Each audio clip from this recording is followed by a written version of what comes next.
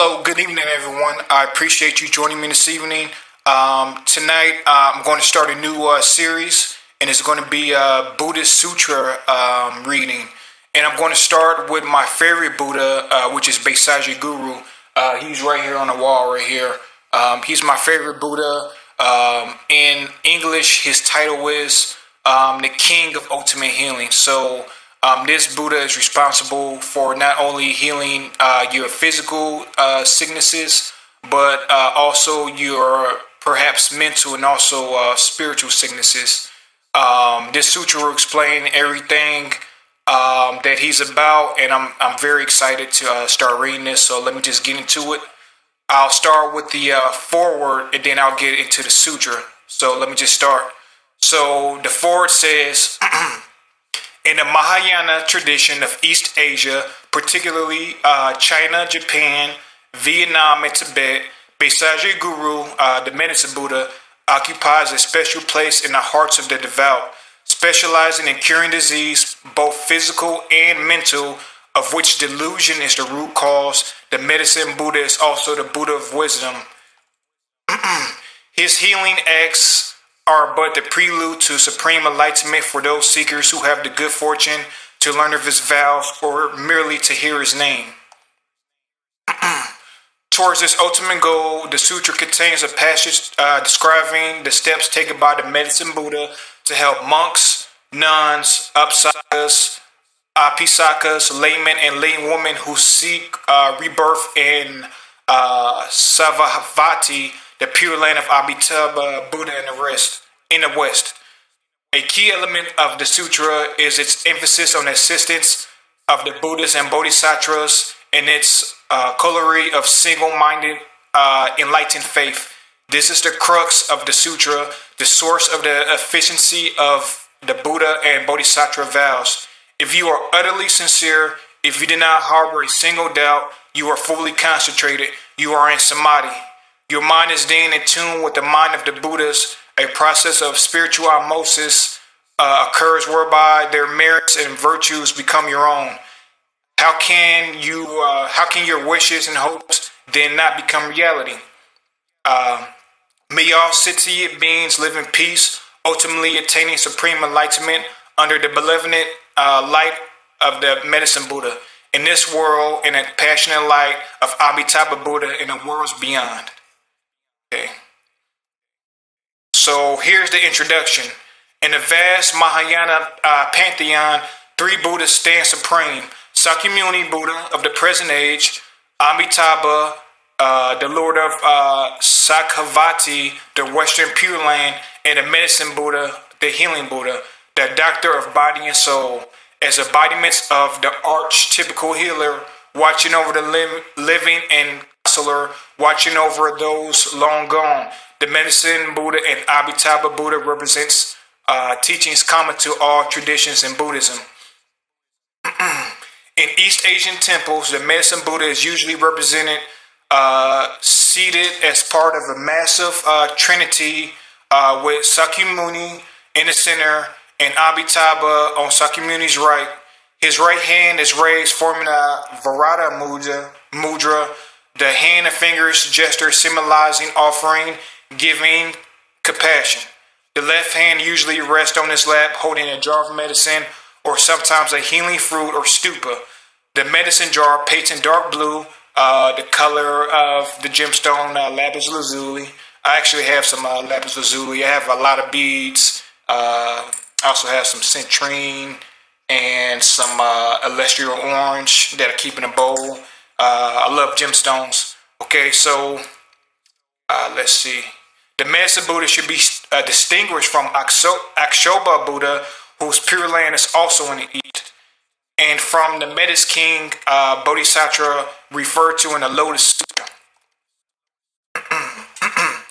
There are currently 5 extant Chinese translations from the Sanskrit done between AD 317 and AD 707, as well as 2 Tibetan translations. The text that forms the basis of this translation is that of the patriarch Hassan Sang, founder of the Chinese Yogacara mind-only school, and translator of some 75 Buddhist sutras. Completed in 650 AD, it is considered the most complete and authoritative version of the sutra.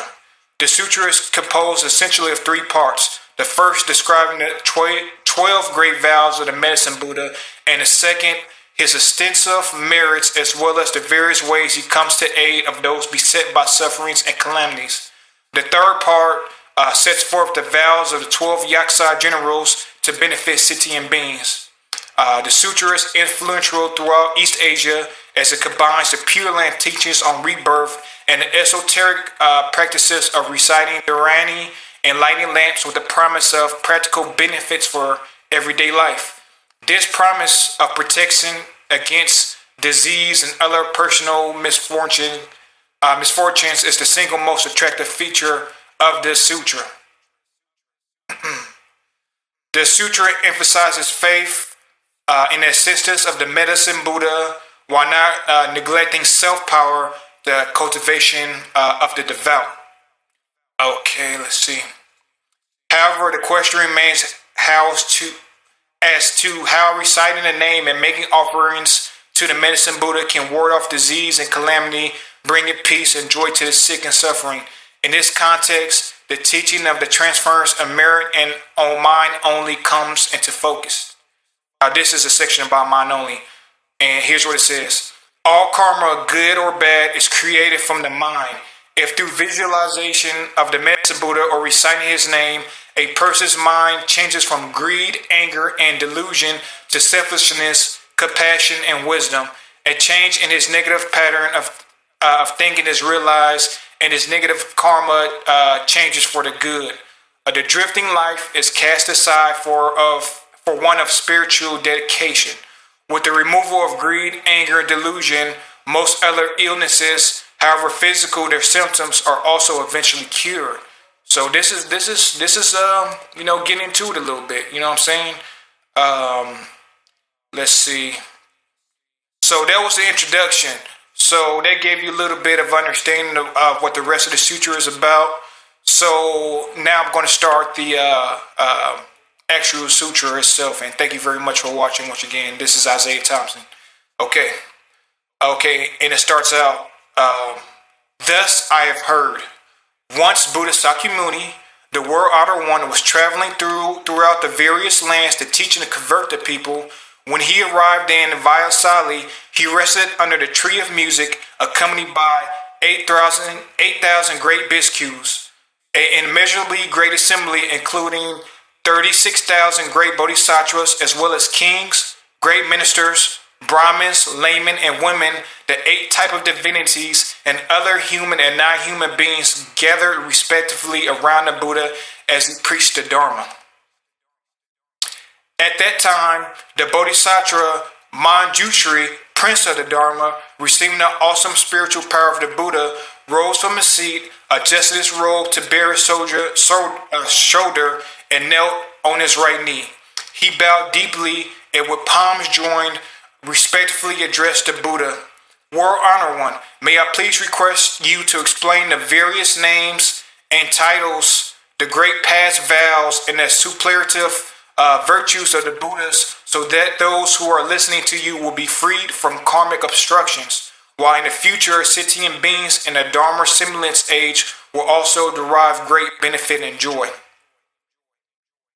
The Buddha praised the Bodhisattva Manjushri, saying, Excellent Manjushri, out of great compassion you have urged me to explain the names and titles, merits and virtues of the past vows of the Buddhas in order to liberate those who are bound by karmic obstructions and bring benefits, peace and joy to all sentient beings in the Dharma semblance age. Now listen attentively and reflect very carefully upon what I'm about to say. The Bodhisattva Manjushri replied, So be it, World Order One. We will joyfully listen to whatever you wish to teach. Next chapter. The Buddha then said to the Buddha Manjushri, East of this world, past countless Buddha lands, more numerous than the grains of sands in the 10 Ganges rivers, there exists a world called pure lapis lazuli. The Buddha of that world is called the medicine Buddha, lapis lazuli radiance, Tathagata, Arhat, the perfectly enlightened, perfect in mind and deed, well gone, know of the world, unsurpassed being, tamer of passions, teacher of gods and men, Buddha world honor one. Manjushri, when the world honor medicine Buddha was treading the Bodhisattva path, he solemnly made 12 great vows to grant sentient beings whatever they desire. Here's the first great vow. I vow that in a future life, when I attain supreme perfect enlightenment, brilliant ways will shine forth from my body, illuminating infinite countless boundless worlds. This body will be adorned with the 32 marks of greatness and 80 auspicious characteristics. Furthermore, I will enable all sentient beings to become just like me. Second great vow. I vow that in a future life, when I have attained supreme enlightenment, my body inside and out, will radiate far and wide the clarity and flawless purity of lapis lazuli. This body will be adorned with superlative virtues and dwell peacefully in the midst of a web of light more magnificent than the sun and moon. This light will awaken the minds of all beings dwelling in darkness, enabling them to engage in their pursuits according to their wishes. Third great vow. I vow that in a future life, when I have attained supreme enlightenment, I will, with infinite wisdom and skillful means, provide all sentient beings with an inexhaustible quantity of goods to meet their material needs they would never want for anything. Fourth great vow. I vow that in a future life, that when I have attained supreme enlightenment, I will set those who follow heretical ways upon the path to enlightenment. Likewise, I will set those who follow the Sarvaka or Pratyeka Buddha ways into the Mahayana path. Fifth great vow. I vow that in a future life, when I have attained supreme enlightenment, I will help all countless beings who cultivate the path of morality in accordance with my Dharma to observe the rules of conduct to perfection in conformity with the three root precepts. Even those guilty of disparaging or violating the precepts will regain their purity upon hearing my name and avoid descending upon the three evil paths. Sixth great vow. I vow that in a future life, when I have attained supreme enlightenment, sentient beings with imperfect bodies whose senses are deficient, who are ugly, stupid, blind, deaf, mute, crippled, hunchback, leprous, insane, or suffering from various other illnesses will, upon hearing my name, acquire well-formed bodies and endowed with intelligence with all senses intact. They will be free from illness and suffering. Seventh great vow. I vow that in a future life, when I have attained supreme enlightenment, sentient beings afflicted with various illnesses with no one to help them, nowhere to turn, no physicians, no medicine, no family, no home, who are destitute and miserable, will, as soon as my name passes through my ears, be relieved of all their illnesses. With mind and body peaceful and contented, they will enjoy home, family, and property in abundance and eventually realize unsurpassed supreme enlightenment. Eighth great vow. I vow that in a future life, when I have obtained supreme enlightenment, those women who are extremely disgusted with the 100 afflictions that befall women and wish to abandon their female form will, upon hearing my name, all be reborn as men. They will be endowed with noble features and eventually realize unsurpassed supreme enlightenment.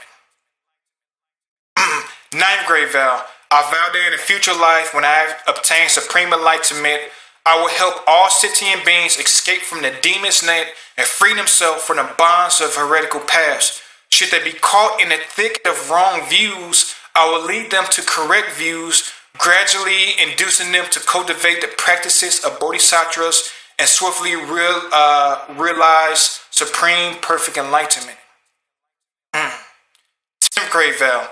I vow that in a future life, when I have attained supreme enlightenment, those beings who are shackled, beaten, imprisoned, condemned to death, or otherwise subjected to countless miseries and humiliations by royal decree, who are suffering in body from mind from this oppression, need only to hear my name to be freed from all these afflictions, thanks to the awesome power of my merit and virtues. 11th great vow. I vow that in a future life, when I have attained supreme enlightenment, if sentient beings who are tormented by hunger and thirst to the point of creating an evil karma in their attempts to survive should succeed in hearing my name, recite it single-mindedly, and hold fast to it, I will first satisfy them with the most exquisite food and drink. Ultimately, it is through the flavor of the Dharma I will establish them in a realm of peace and happiness. 12th great vow. I vow that in a future life, when I have attained supreme enlightenment, if sentient beings who are utterly destitute, lacking clothes to protect them from mosquitoes and flies, heat and cold, and are suffering day and night, should hear my name, recite it single-mindedly, and hold fast to their wishes, their wishes will be fulfilled. They will immediately receive all manner of exquisite clothing, precious adornments, flower garlands, and incense powder, and will enjoy music and entertainment to their heart's content. Manjushri. These are the 12 sublime vows made by the world-honored medicine Buddha Lapis Lazuli, Radius Tathagata, Arhat, the perfectly enlightened when he was cultivating the Bodhisattva path. Next chapter. Manjushri. As to these great vows made by the medicine Buddha while he was following the Bodhisattva path, as well as the merits, virtues, and endurance of his Pure Land, I cannot possibly describe them all, not even if I was to speak for an eon or more. However, this Buddha land is utterly pure. You will find no temptations, no evil paths, nor even cries of suffering there. In this land, the ground is made of lapis lazuli. The boundaries are demarcated with golden cords. The towers, palaces, pavilions, as well as the balconies, windows, and draperies are all made of the 7 treasures, which is like gold, diamonds, lapis lazuli, coral, just all gemstones. Those are the 7 treasures. The merits, virtues, and adornments of this realm are identical to those of Amitabha's Pure Land of the West.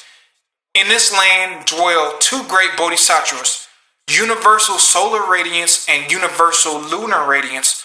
Among the countless bodhisattvas, they are the leaders. Among each in turn will serve as successor to the medicine Buddha and as the able guardian of his true Dharma treasury. For these reasons, our devout men and women should vow to be reborn in this Pure Land. Next chapter. Buddha Sakyamuni then told the Bodhisattva Manjushri, there are sentient beings who cannot tell right from wrong. They are greedy and mean. They do not practice charity and do not understand the rewards of generosity. They are ignorant and unintelligent. Lacking the foundations of faith, they amass riches which they assiduously hoard. Whenever they come across anyone seeking charity, they become annoyed. If forced to give, they feel as much pain and regret as if they were parting with their own flesh. Moreover, there are also countless sentient beings who are miserly and are avaricious. They spend time amassing wealth while not daring to spend it on themselves, let alone parents, spouse, children, servants, or beggars. Upon their death, these stingy persons will descend onto the paths of hungry ghosts and animality. However, even though they may suffer such a fate, if in a previous existence in the human realm they happen to hear the name of the medicine Buddha and now recall and recite his name even briefly, they will immediately vanish from the evil paths to be reborn once more among humans. However, they will remember their stay on the evil paths, and dreading their past suffering, they will cease to wallow in worldly pleasures. They will gladly practice charity themselves, praise others who do so, and will no longer be stingy. Eventually, they will be able to donate their head, eyes, limbs, body, flesh, or other parts of their bodies to those who need them, not to mention mere material possessions. Here's the next chapter here. Moreover, Manjushri, there are sentient beings who have accepted the teachings of the Tathagata, but have violated the moral rules, or they have not violated the precepts, but have broken the regulations. Or else, while they have neither the precepts, or else while they have never violated the precepts or regulations, they have disparaged right views, or they have not disparaged right views, but have abandoned extensive study of the Dharma. It cannot explain the profound meaning of the sutras preached by the Buddha. Or else, although they may be learned, they have grown conceited. Because conceit clouds the mind, they believe that they are in the right and others are in the wrong. Therefore, they deprecate the correct Dharma and ally themselves with demons. Such deluded persons not only follow wrong views themselves, they also lead countless other sentient beings into the same great pitfall. These sentient beings are bound to wander endlessly on the paths of hell, animality, and hungry ghost. Yet if they should succeed in hearing the name of the medicine Buddha, they will abandon their evil path or evil conduct forthwith to cultivate wholesome ways, and thus avoid descending upon the evil paths. Even those who cannot abandon evil practices or cultivate wholesome teachings and thus descend onto the evil paths can still benefit from the awesome power of the medicine Buddha past vows. If through this power they should hear his name, even briefly, their lives on the evil path, will end, and they will be reborn again in a human world. Okay, they will hold correct views, diligently pursue their practice, and tame their minds. They will then be able to abandon the home life to become monks or nuns. They will uphold and study the Dharma of the Tathagatas rather than disparaging and violating it. With correct views and extensive study, they will fathom the extremely profound meaning of the teachings, abandon all conceit, and cease to disparage the correct Dharma. They will no longer have demons as their companions, but will gradually cultivate the practices of bodhisattvas and swiftly protect them. Moreover, Manjushri, there are sentient beings who are avaricious, envious, jealous, and accustomed to praising themselves and disparaging others. They are bound to sink into the three evil paths, suffering intense misery for countless thousands of years. When this intense suffering comes to an end, they will be reborn in a human world as oxen, horses, donkeys, or camels. Often beaten and mistreated, they will suffer hunger and thirst and constantly travel along the road carrying heavy loads.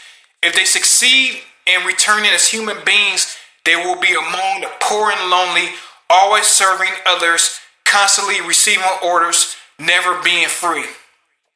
However, if any of them in a former incarnation as a human being have heard the name of the world-honored medicine Buddha, and as a result of this good cause, now remember and single-mindedly take refuge in him, they will, thanks to the Buddha's spiritual powers, escape all suffering.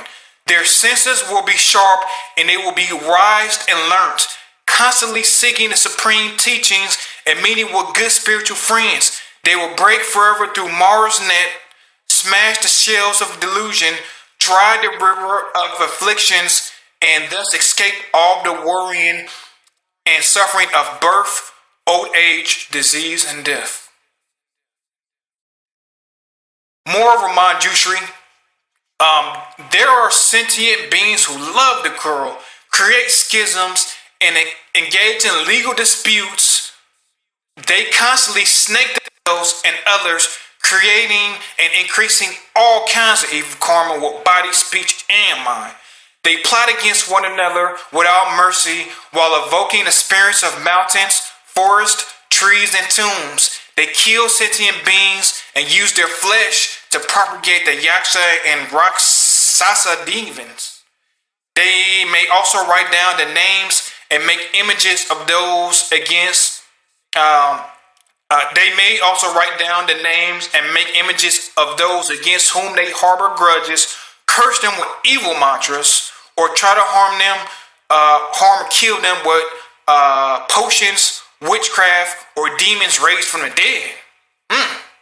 Hey, however, if the victims succeed in hearing the name of the medicine Buddha, none of these evil practices can harm them. Moreover, everyone concerned will develop compassionate minds, endeavoring to benefit and bring peace and joy to others. They will abandon their harmful thoughts They will abandon their harmful thoughts in their angry, spiteful minds, and all parties will be happy and satisfied with what they have. They will cease to encroach upon others, but will instead seek to benefit one another. Very beautiful so far. Very beautiful sutra. This is my favorite sutra here. Next chapter. Moreover, Manjushri, within the fourfold assembly of bhikkhus, bhikshunis, apasakas, and apisakas, as well as among other men and women of pure faith, there are those who are able to adhere to the 8 precepts for a 4 year, or for 3 months a year, dedicating those good roots towards rebirth in the Western Pure Land of Amitabha, the Buddha of infinite life, so as to listen to the correct Dharma.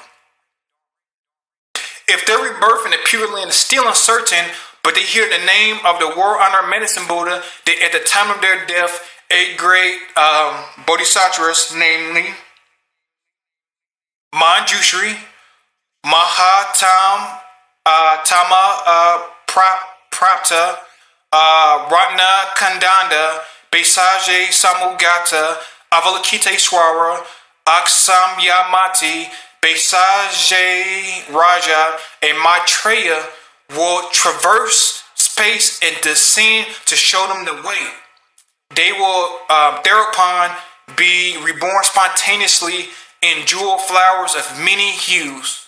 Moreover, there are those who are born in the celestial realms, thanks to hearing the name of the medicine Buddha. Despite their birth in the celestial realms, their good roots are still not exhausted, and thus they will not be born again on the evil paths. When their lifespan in the celestial world comes to an end, they may return to the human world as a wheel-turning king, ruling over the 4 continents around Mount Sumeru. With awesome virtues and ease, they will send countless hundreds of thousands of sentient beings onto the path of the 10 virtues.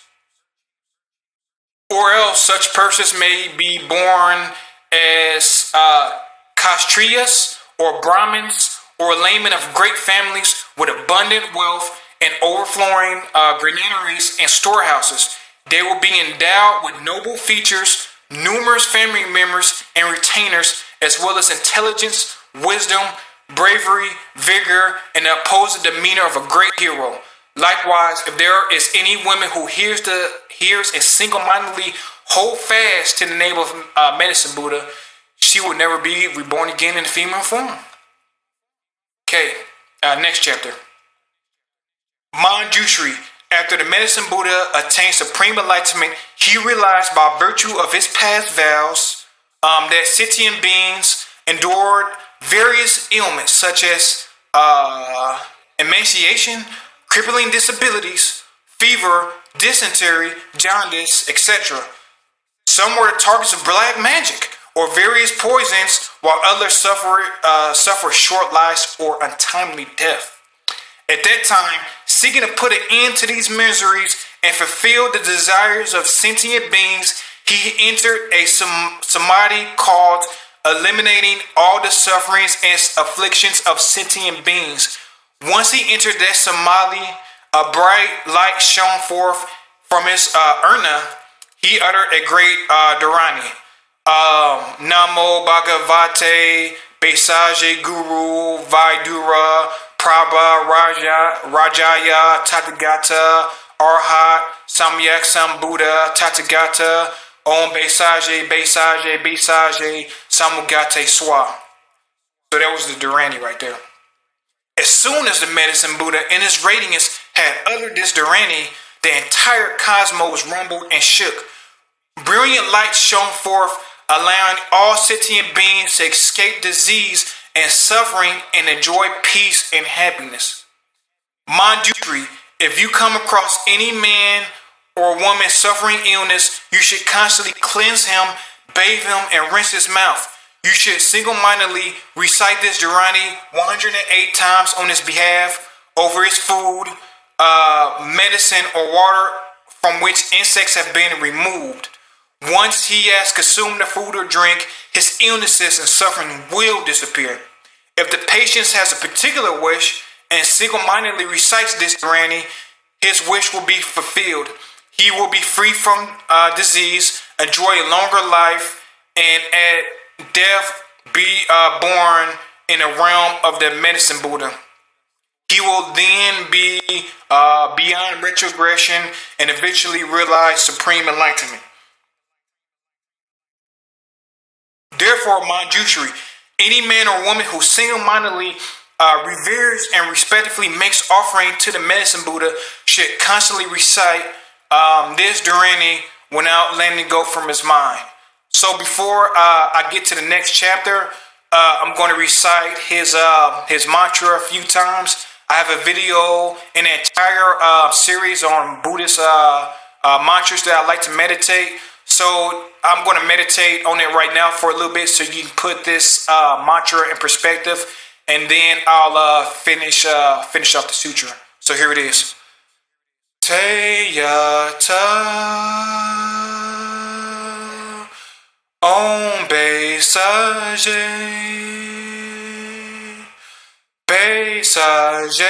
Maha Bhaisajya Raja Samugate Soham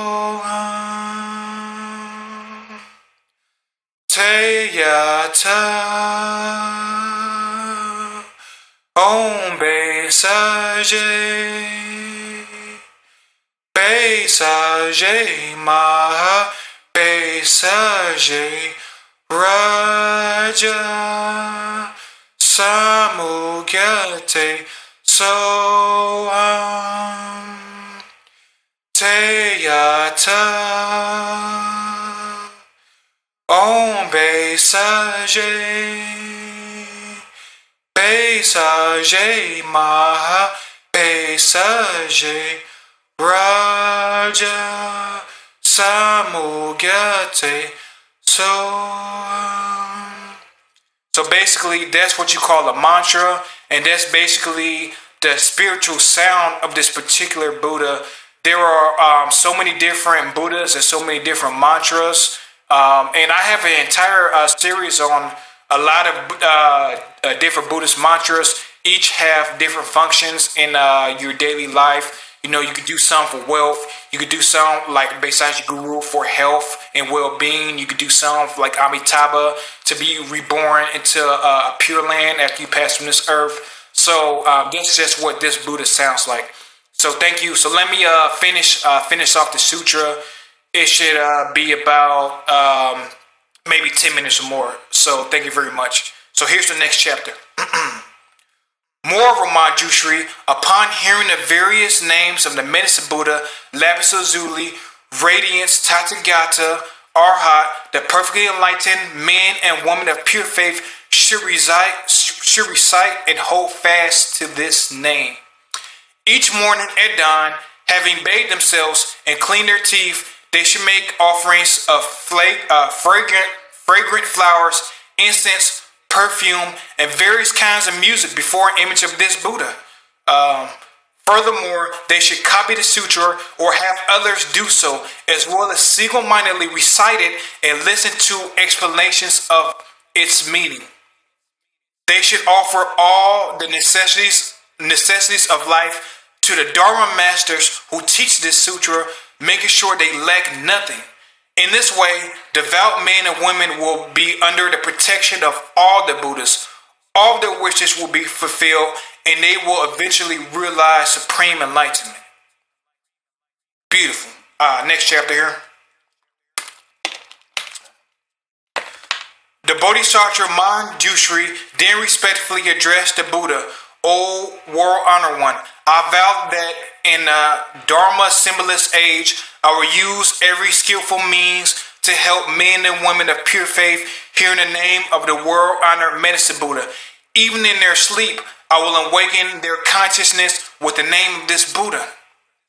O world honored one, if any devout persons should recite and uphold the sutra or lecture upon it, explaining its meaning to others, or copy it, or have others copy it, or if they should pay it the utmost reverence, adorning it with fragrant flowers, perfumes, incense, powder, and sticks.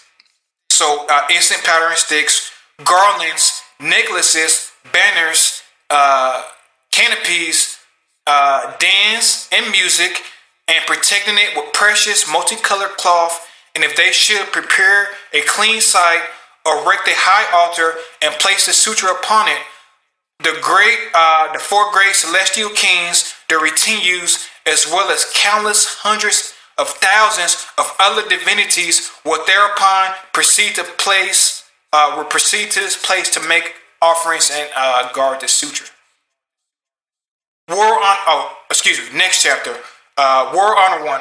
Wherever this treasure of a sutra has spread, and there are people capable of upholding it, you should know that thanks to the medicine Buddha's past vows, his virtues, and the power of his name, the place will be free from untimely death. In that place, there will no longer be evil demons, or spirits to sap the vital energy of the people. Even if there were, these devout men and women should recover. Even if there were, these devout men and women will recover, enjoying good health and peace of mind. Okay. Next chapter here. The Buddha then spoke to Manjushri. So be it, Manjushri. It is just as you say. If men and women of pure faith wish to make offerings to the world-honored medicine Buddha, they should first make an image of this Buddha and then place it upon a pure, clean altar.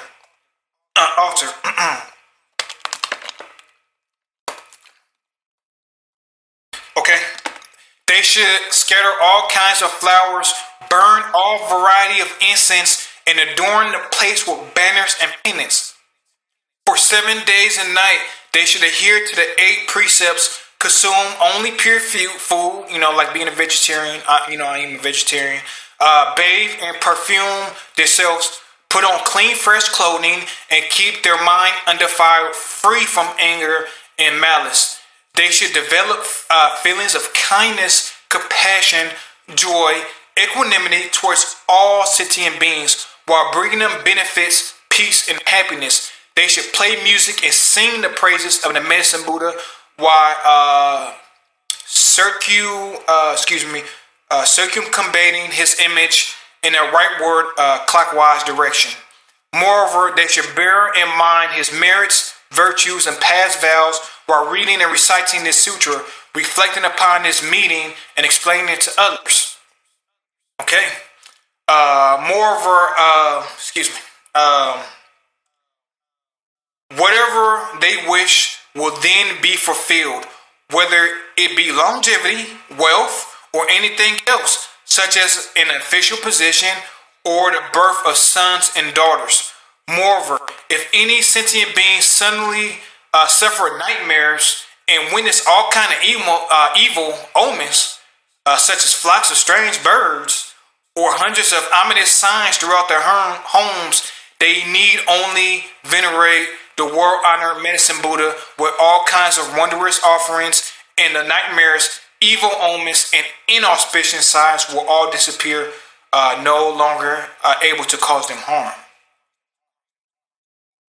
If any sentient beings are in fear of water, fire, knives, poisons, falling off of a precipice, or of vicious beasts such as wild elephants, lions, tigers, wolves, bears, venomous snakes, scorpions, centipedes, infectious millipedes, mosquitoes, or gnats, they need only single-mindedly recall and recite the name of the medicine Buddha while respectfully making offerings to them, and they will escape all of these terrors. If a country should be subject to foreign invasion, banditry, or rebellion, the inhabitants need only recall and recite the names of the medicine Buddha while paying homage to him, and all of their calamities will likewise disappear.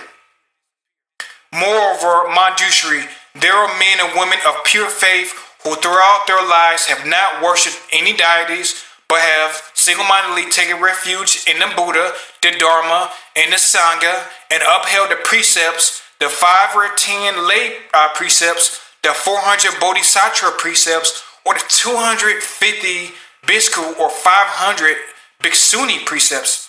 However, if any of them have violated these precepts, they have taken and fear falling onto an evil path, they should concentrate on reciting the name of the medicine Buddha and respectfully make offerings to him.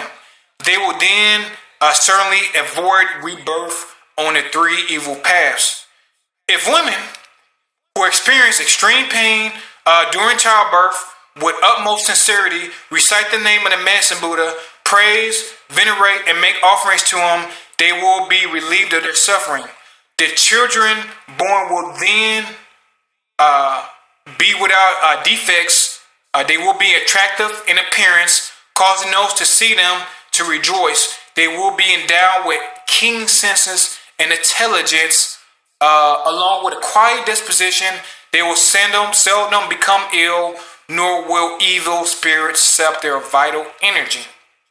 Next chapter here. The world honored one then asked Dontate, I just have extolled the merits and virtues of the world honored medicine Buddha. These merits and virtues are extremely profound practices of all Buddhas, but are difficult to explain. Do you have faith in them or not? Dontate respectfully replied, O great virtuous world honored one, I do not have any doubts about the sutras preached by the Tathagatas. Why? It's because the Tathagatas' karma of body, speech, and mind are all pure. O world honored one, the sun and the moon may fall, Mount Sumeru, the majestic kings of the mountains may tremble, but the words of the Buddhas can never change. O world honored one, some sentient beings who root of faith are deficient may hear of the sublime practices of the Buddhas and think, how can we obtain these merits, virtues, and great advantages just by reciting the name of the medicine Buddha alone? Because of this lack of faith, they then develop disparaging thoughts, thus forfeiting great benefits and remaining in a long, dark night of ignorance. They descend onto the evil paths, revolving along them without end. Okay, just a little bit more to go, and I appreciate you hanging with me, and I appreciate you taking the time to hear this beautiful amazing sutra. It's my favorite sutra, and I love it so much. Okay. Owanada. Oh, well, excuse me. The Buddha then said to Ananda, if these sentient beings should hear the name of the world-honored medicine Buddha, single-mindedly recite and hold fast to it while harboring doubts, then it will be impossible for them to sink into the three evil paths. O Ananda, these extremely profound practices of the Buddhas are difficult to believe in, difficult to understand, yet you are now able to accept them. You should realize this is all due to the awesome power of the Tathagatas.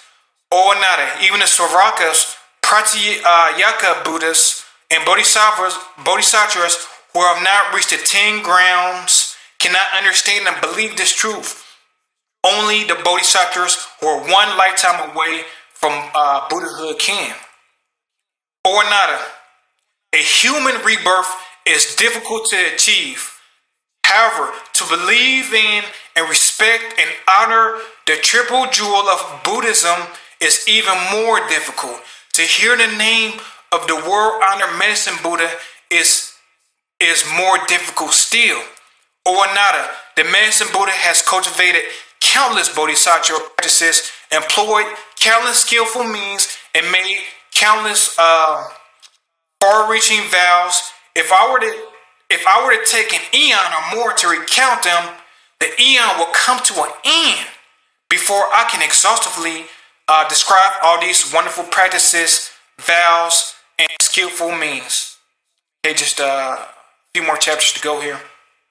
At that time, a great bodhisattva in assembly named Salvation.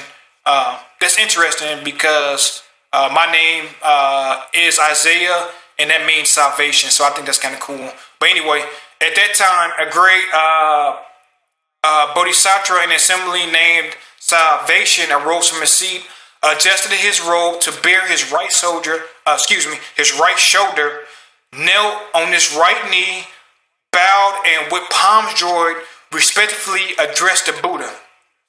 O great victorious world honored one, in the Dharma symbolist age, which is right now, what that means, Dharma symbolist age, is basically an age when there's spiritual corruption and evil is running amok. So that's what the Dharma symbolist age is. It's a very dark time to be alive, to be honest. Okay.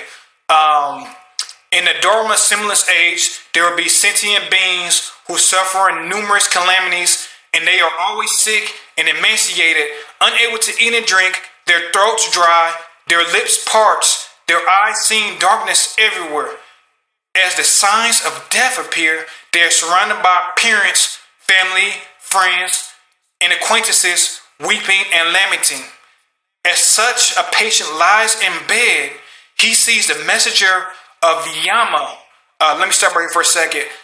Yama in Buddhism is the person who judges you after you die for your good and bad deeds. It's the same thing like any other religion, like Christianity, Islam, things like that. You get judged after death. In Buddhism, his name is Yama.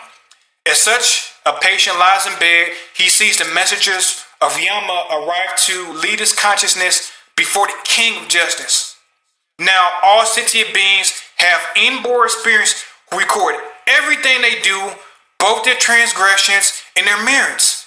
These spirits then present the patient's entire record to King Yama. At that time, the king questions the dying persons and tabulates his good and bad karma before deciding upon his faith. Okay, let me see here. At that time, the king questions the dying. If at that point, the relatives and acquaintances of the patient are able to take refuge in the world-honored medicine Buddha on his behalf, invite monks and nuns to recite this sutra, light 7-tier lamps, and hang multicolored longevity banners, his consciousness may return then and there, and he will see himself clearly as though in a dream. Or else after 7, 21, 35, or 49 days, When his consciousness returns, as if awakening from a dream, he will recall his good and bad karma and the consequences thereof. Having personally witnessed the consequences of karma, he will never again create evil karma, even if his life is in danger. Therefore, men and women of pure faith should uphold the name of the medicine Buddha, venerate, and make offerings according to their means. Okay. I just want to see. It's just a few more chapters left. I hope you're enjoying this as much as I enjoy reading it, because it's such a beautiful sutra. It really is. So let me just try to finish it off for you. Okay. Just one moment here. Okay. Okay, this is where it is. This is very important here. Okay, Ananda then asked the Bodhisattva of salvation, "Good man, how should we venerate and make offerings to the world-honored medicine Buddha, and how should we make the longevity penance and lamps?" The Bodhisattva of salvation replied, "Virtuous one, in order to help the patient recover, you should adhere to the 8 precepts for 7 days and 7 nights, make offerings of food, drink, and other necessity to a group of monks and nuns in accordance with your means, pay homage and respectfully make offerings to the world-honored medicine Buddha 6 times a day, and recite this sutra 49 times. You should light 49 lamps, make 7 images of the medicine Buddha, and place 7 lamps, each as large as a cartwheel, before each image, letting them burn continuously for 49 days and nights. You should also make multicolored banners 49 hand leaves long. Furthermore, you should release 49 species of animals, sparing their lives. The patient may then escape danger. It will not be under the sway of evil demons, nor subject to an untimely death. Moreover, Ananda, when the anointed kings find themselves beset by calamities, and this is for presidents as well, someone who leads the country. So one more time, moreover, Ananda, when the kings find themselves beset by calamities such as epidemics, foreign invasion, internal insurrection, and adverse alignment of the stars, an eclipse of the sun or the moon, unseasonable storms, or failure of the monsoons, they should develop compassionate feelings towards all sentient beings. They should also pardon prisoners and make offerings to the world-honored medicine Buddha in accordance with their rights described earlier. Thanks to these good roots and their power of the medicine Buddha's vows, peace and stability will immediately return to the afflicted countries. The rains and winds will be favorable, crops will mature on time, and everyone will be healthy and happy. The country will be free of evil yaksas out to harm the populace. All the evil omens will eventually disappear, and these anointed kings will enjoy greater longevity, vitality, finer appearance, as well as greater health and freedom than ever before. O Ananda, the queens, consorts, princesses, royal heirs, great ministers, court ladies, officials, or commoners who suffer disease or other misfortunes should also make offerings to the medicine Buddha. They should make multicolored longevity banners, light lamps, ensuring that they burn continuously, liberate all kinds of animals, scatter flowers of various colors, and burn various kinds of incense renowned for their fragrance. They will then recover from disease and escape misfortune. Ananda then asked the Bodhisattva of salvation, "Good man, how can the expiring lifespan be lengthened?" The Bodhisattva of salvation replied, "Virtuous one, did you not hear the Tathagata explain the 9 forms untimely death? I would urge everyone to make longevity banners and lamps and cultivate myriads of virtues. Thanks to such cultivation, they will escape suffering and misfortune throughout their lives." Another further asks, What are the 9 forms of untimely death? The Bodhisattva Salvation replied, some sentient beings contract a minor illness which goes untreated for lack of a physician or medicine, or else, even though there is a physician, he prescribes the wrong medicine, causing premature death. Lord knows how much toxic medicine is on the market today. Okay, or the patients believing the false pronouncements of earthly demons, heretics, or practitioners or black magic may panic, unable to calm their minds. They may then engage in divination or perform animal sacrifices in order to propagate the spirits, praying for blessings and longevity. However, that's all in vain. Through ignorance, confusion, and reliance on wrong, inverted views, they meet with untimely death and sink into the hells with no end in sight. This is the first form of untimely death. The second form is execution by royal decree. Just like state executions and everything. That's untimely death, I guess. That would be by royal decree. The third is losing one's vitality to demons through hunting, gambling, debauchery, drunkenness, or extreme dissipation. The fourth is death by fire. The fifth is death by drowning. The sixth is being devoured by wild animals. The seventh is falling off a mountain or cliff. The eighth is death by poison, incantations, evil mantras, or demons raised from the dead. The ninth is from hunger or thirst, or food, or for lack of food and water. These are the 9 forms of untimely death mentioned by the Tathagatas. There are also countless other forms which are too numerous to describe. Okay? Moreover, neither King Yama is responsible for keeping the karmic register of everyone in the world. If sentient beings have been unfilial, which means disrespect your parents, committed the 5 cardinal sins, disparaged the triple jewel of Buddhism, broken the laws of the land, or violated the major precepts, King Yama will mete out punishment according to their infraction. Therefore, I urge sentient beings to light lamps, make banners, liberate animals, and cultivate merits in order to avoid suffering and misfortune. Just 2 more chapters to go. Thank you very much. I'm having the pleasure reading this. At that time, there were 12 powerful Yaksha generals in the Great Assembly, and their names were Kumbhira, Mihira, Anila, Indra, which is also a Hindu deity, Makura, Katara, and Vajra, Andira, Sandila, Prajra, Sindula, and finally Vikarala.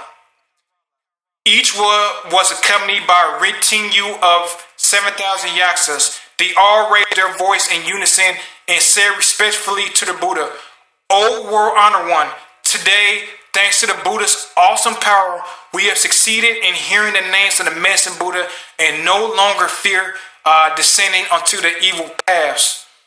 Together with one mind, we take refuge in the Buddha, the Dharma, and the Sangha for the rest of our lives and pledge to support all living beings, bringing them genuine benefits and joy."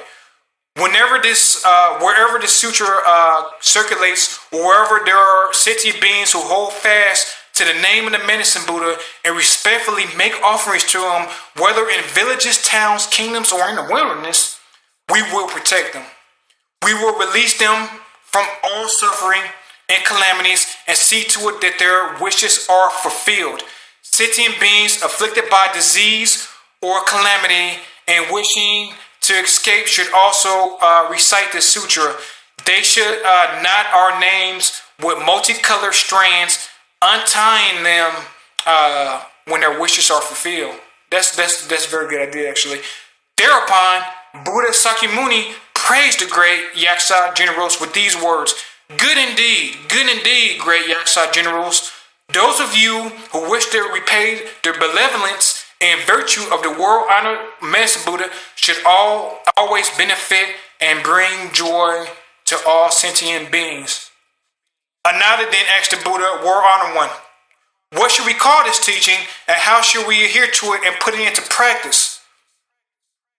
Buddha Sakyamuni replied to Ananda, this teaching is called the past vows, merits, and virtues of the Medicine Buddha, or the Dharani of the vows of the 12 Yaksha generals to benefit sentient beings, or eradicating all karmic obstacles.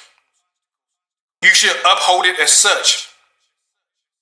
When Buddha Sakyamuni finished speaking, the great bodhisattvas as well as the great sarakas, kings, ministers, brahmin, laymen, devas, nagas, yaksas, garandavas, asuras, garudas, kinnaras, maharogas, and other human and non-human beings all rejoiced at the Buddha's words. They faithfully accepted them and put them into practice.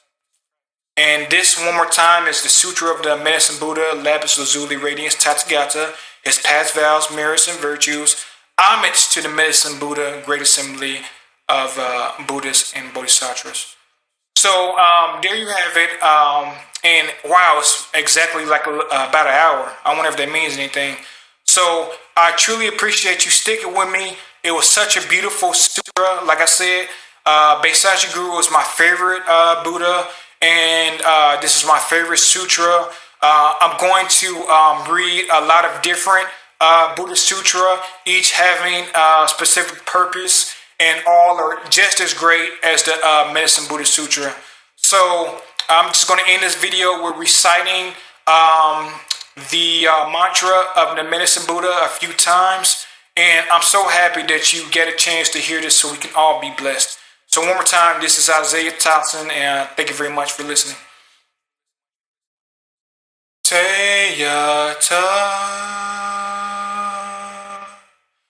Om Bhaisajyaguru Bhaisajyaguru Maha Bhaisajyaguru Raja Samugyate Soham Teyata Om Bhaisajyaguru